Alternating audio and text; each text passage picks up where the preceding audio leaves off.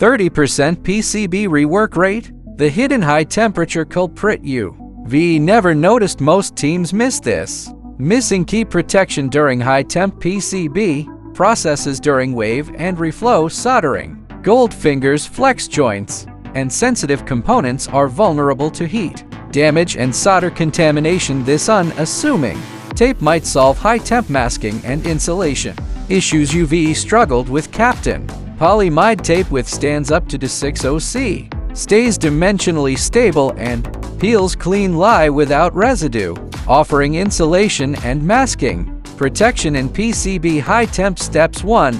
Mask gold fingers in wave solder. 2. Prevent reflow contamination. 3. Protect HDI high-frac zones. 4. EST versions for static-sensitive boards. High-temp protection, better quality, less rework. Comment if you want more high-temp test comparisons.